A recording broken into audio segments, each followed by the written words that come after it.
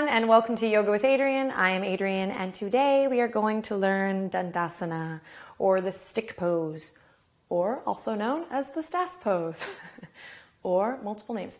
Dandasana is a beautiful posture. It's another one of those asanas where there's more than meets the eye, so it's kind of fun to have the time here in this little video to break it down.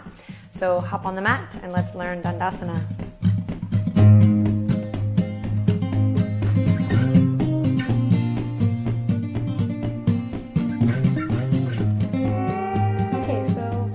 Cross-legged position. I'm going to sit up nice and tall, really right away bringing my awareness to the crown of the head and then letting it trickle all the way down to the tip of the tailbone. Sorry, that was silly. Okay, so sitting up nice and tall, elongating through the spine, coming into the breath. I'm going to break down Dandasana, so I'm going to send my legs out in front. I'm going to keep my heels in line with my hip points here. So we have wider than the hip points, and then we have heels straight together. For now, for beginners, I'm going to send heels just straight in line with the hip points here. Now, speaking of the heels, I'm going to press into my heels. So activate the legs here, active legs. I'm going to press into the heels, flexing the feet. The toes point up towards the sky, or you can imagine your toes pointing towards your heart or back towards your face. So we're really engaging the full sole of the foot. Palms are going to come to the tops of the thighs here for just a moment, for just a couple breaths. We're going to use this as a reminder to, one, draw the tops of the thigh bones down, down, down. In fact, there's a little rotation here, kind of similar to the rotation in downward facing dog, where the tops of the thigh bones are going to rotate in towards each other, just slightly. So we're thinking about the quads, the tops of the thigh bones, drawing in together and down. So there's no lazy legs here, but really nice engaging quality here. So definitely a pose, like I said before, that there's a lot going on, more than meets the eye. Okay? Now, from the heels, I travel up, engaging the quads, tops of the thigh bones, drawing down, toes still pointing up towards the sky. Now I'm going to continue to travel up. See if I can align head over heart, heart over pelvis here. I can release my fingertips from the thighs now to the sides, using this as a bit of a support system here. So pressing up slightly out of the fingertips to find that length. Imagine lifting from this area of your body, your armpit chest. In fact, everyone take your thumbs and give yourself a little lift here if you're not too sweaty. Bringing the thumbs to the armpit chest and using it, the power of touch here, to just give yourself a little bit of length, a little bit of lift. Then maintain that lift, that openness in the heart, and release the fingertips back down. We're drawing the navel in towards the spine and then lengthening through the back of the neck. So we're finding that upward motion while still grounding, tops of the thighs down, shoulder blades in together and down. We're talking about that a lot in our foundations of yoga, and you'll see that come up more and more, that there's these two opposing forces in Hatha yoga.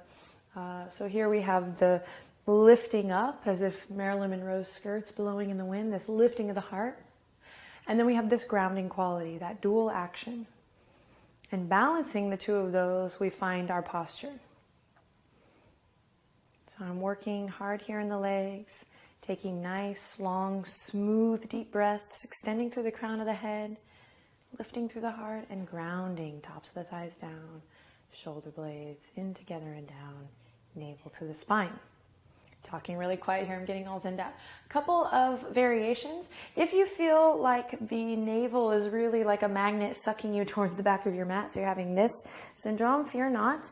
Maybe take a blanket or a block and lift your hips up so that you have a little more of a fighting chance to kind of find that space and lengthen through the side body and lift through the heart. Another option is to simply soften the knees. Find that lift here. So we can soften through the knees, and then in due time, slowly draw the heels out. So we have Dandasana. And in Sanskrit, Danda literally translate to stick or staff, which is why we call this the staff pose or stick pose. And the Danda is, and I learned this, or I was turned on to this for Shiva Ray, who I love. I just want to give her a little shout out because this totally changed my yoga practice. But thinking about the danda, the staff, this spine that literally holds us up from the crown of the head to the tip of the tailbone. And I feel like in Dandasana, in the stick pose or the staff pose, I just can't think of a better way to connect to that line here than in this posture.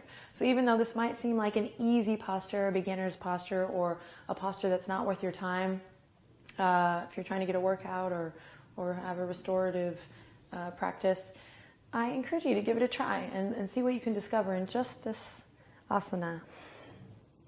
Checking in, full body experience, and engaging that danda from the crown of the head to the tip of the tail. Okie doke, so that was Dandasana. Give it a try. Let me know what you think. Leave comments below. Always open to feedback and conversation, particularly if it's about yoga. And yeah, let's keep connecting to this area between the crown of the head and the tip of the tailbone, especially in Hatha Yoga and our asana. It's not just about the abs, right? Abs are good, and we're all going to get abalicious this summer. And I'm going to help you with that as well. But let's think about integrating from crown of the head to the tip of the tailbone. Dandasana is a great pose to experiment with that. So let me know what you think. Subscribe to the channel if you haven't already. And I'll see you next time. Namaste.